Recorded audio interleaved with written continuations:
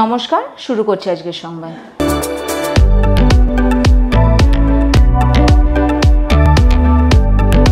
পূর্ব বর্ধমান জেলার শ্রীরামপুর পঞ্চায়েতের অধীনস্থ বিদ্যানগর বাজারের নতুন ভবন তৈরির কাজ শুরু করা হয়েছে। এই নির্মীয়মান ভবনের কাজ পরিদর্শন করলেন স্থানীয় বিধায়ক তথা পশ্চিমবঙ্গ সরকারের মন্ত্রী স্বপন দেবনাথ। এই প্রসঙ্গে স্বপনবাবু বলেন, এই বাজারে নতুন ভবন নির্মাণের জন্য ব্যয় ধার্য করা হয়েছে 36 লক্ষ টাকা। এর পাশাপাশি স্থানীয় চাঁদপুর এলাকায় 2 লক্ষ টাকা ব্যয় নতুন ঢালাই রাস্তা তৈরি করা হবে। 55 মিটার দীর্ঘ এই রাস্তাটি তৈরি হলে সাধারণ মানুষের চলাচলের পক্ষে অনেক সুবিধা হবে। স্বপনবাবু বলেন, প্রত্যন্ত গ্রামীণ এলাকার উন্নয়নে রাজ্যের মুখ্যমন্ত্রী মমতা বন্দ্যোপাধ্যায় সবসময় সচেষ্ট রয়েছেন। তার আন্তরিক ইচ্ছাতেই শহর থেকে গ্রাম রাজ্যের সর্বত্র উন্নয়নের কাজ চলছে। এখানেও সেই উন্নয়নের অঙ্গ হিসাবে স্থানীয় মানুষের সুবিধার্থে বেশ কিছু পরিকাঠামোগত উন্নতির কাজ শুরু করা হয়েছে।